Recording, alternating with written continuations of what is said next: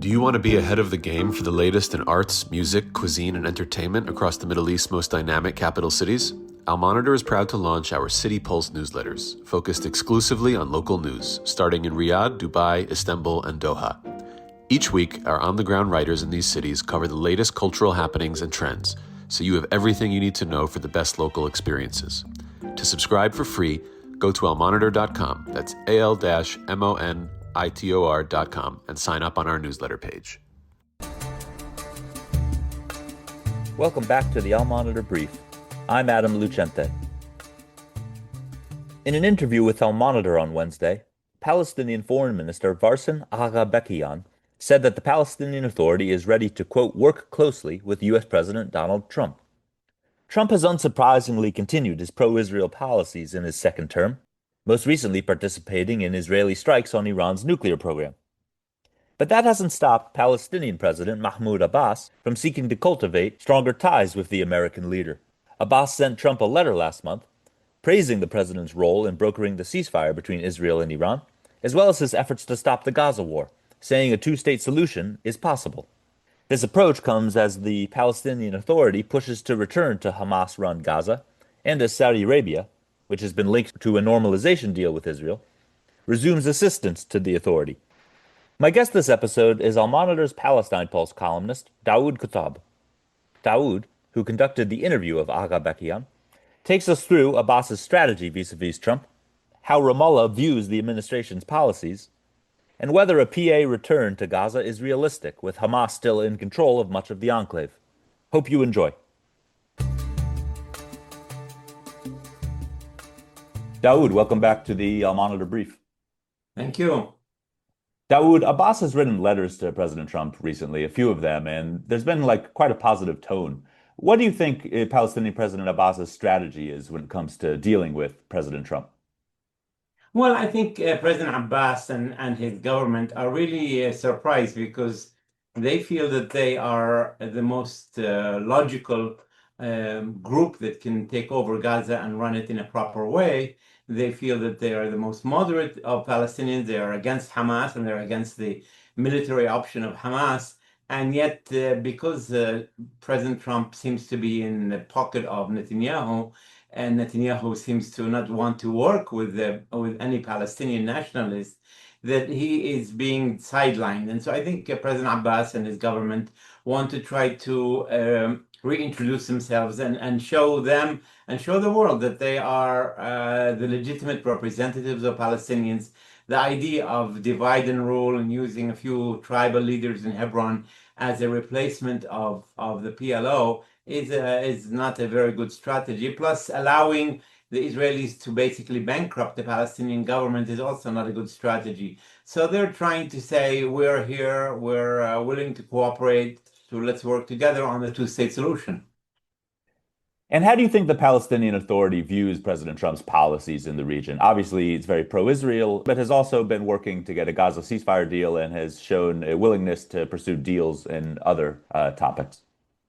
I think the Palestinian government, like most governments around the world, want to be on the right side of President Trump because they realize that he's very fickle and that he can change his mind and that he's not in anybody's pocket, including the Israelis.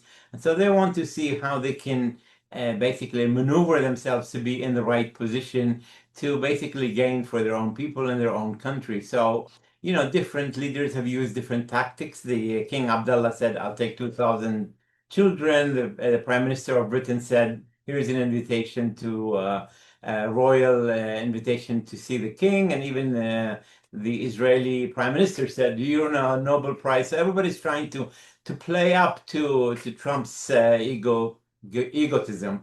And the Palestinians are saying, you talk to the North Koreans, why don't you talk to us? Here's a letter that can show where we stand on issues, and we're good friends with your friends. The French, the British, the Saudis are all your friends, so why not talk to us? Going back to something you mentioned in the interview, how realistic do you think the Palestinian Authority's plans are to return to Gaza? Well, there's two issues here. One issue is governing, and one issue is the security issue. Now, the Palestinian government, throughout the last 2 decades, they have continued to pay the salaries of all public servants. Even, the Israelis and the American media sometimes say the Hamas Ministry of Health. There is no Hamas Ministry of Health. They're all Palestinian Ministry of Health paid for by Ramallah government. So I think going back to a more, let's say, on the ground running Gaza is a normal, easy thing to do because that's, the Palestinians. I mean, there might have to be updating of the laws to match the laws in the West Bank, but basically, that's the most easy thing. The problem is the issue of security. Whether the Hamas, Islamic Jihad, and others will be welcoming, will they be shooting at, will they be allowed to keep their guns, will they be using their guns to whatever they want. I think, the PLO and President Abbas would like to go back to Gaza with the acquiescence, with the approval of Hamas. They don't want to go back against the will of Hamas, but if they have to, they might. Because if Hamas continues to own weapons and control the security area, it will be hard to govern when there is another party that is the executive and the police party. Even if they allow local police, it's still those who have the guns can control many things. So I think that's where it becomes a bit dicey and complicated. But I think in general, what we heard is that Hamas is open for a 6-month technocratic government that would run Gaza administratively. And during this period, I think they need to reach some kind of an agreement with the PA, with Hamas, of who's actually going to continue controlling, whether it will be the PA or somebody else. But there's different scenarios of what will happen afterwards. The issue of the weapons of Hamas is, I think, the biggest problem. And there's attempts to look at the North Ireland problem with the Sinn Féin had weapons, and I think they put them in warehouses and they locked them up and gave 2 keys, one to Sinn Féin, one to the ruling government, and so on. So I think they might want to look at ways to not give up the weapons, but at the same time save face for whatever security forces continue to be in Gaza after the end of the war. And just a quick follow-up regarding the different scenarios. Do you think anyone in Ramallah is preparing for the possibility of, potential armed conflict with Hamas again, like we saw in the 2000s, or is that not really on the horizon right now?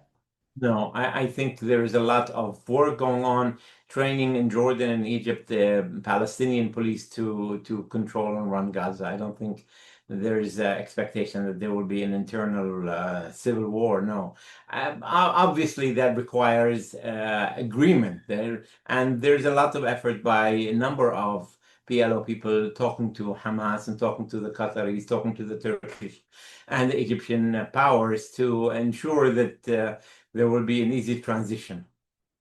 Don't go anywhere. We'll be back with Dawood Kutab after this short break. Today's transformation of the Middle East is at the center of global geopolitics. Whether you're an analyst, diplomat, executive, or academic, you need the best reporting and analysis to understand what's really happening on the ground and what it means for the world. Al Monitor is the award-winning independent leader in Middle East news. From Riyadh to Beirut, Abu Dhabi to Doha, and Baghdad to Tehran, our team of over 100 expert journalists report daily on the top stories driving the regional trends. Download our mobile app and subscribe to Al Monitor to follow what leaders and decision makers are reading every day. Go to almonitor.com, that's AL-MONITOR.com, and use promo code POD25, POD25 for a discount. Okay, we're back. Dawood, another interesting topic that you brought up in the interview with the foreign minister. What is the significance of Saudi Arabia resuming some aid to the Palestinian Authority?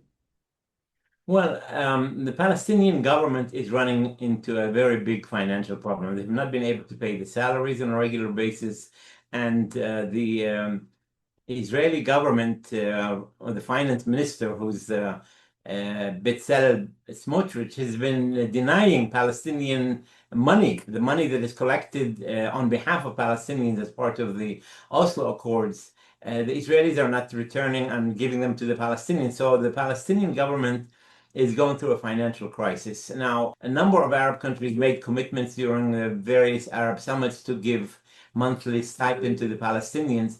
And the most consistent country has been Saudi Arabia. Their stipend is $10 million a month, and they've been giving that nonstop until about 6 months ago.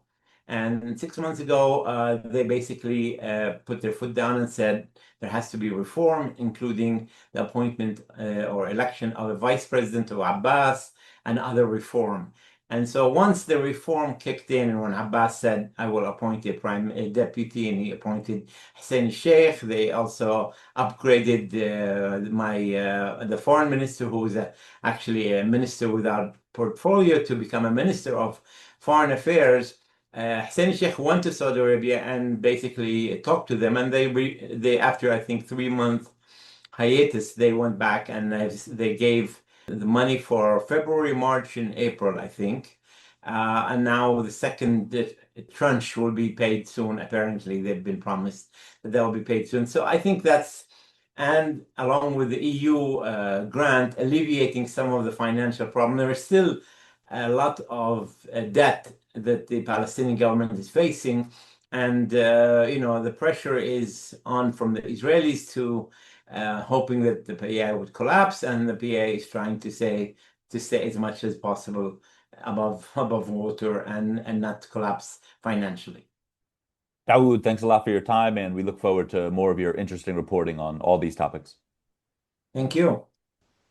Thanks for listening to the Al Monitor Brief. Be sure to follow Al Monitor for more on the stories impacting the Middle East. Until next time, I'm Adam Lucente.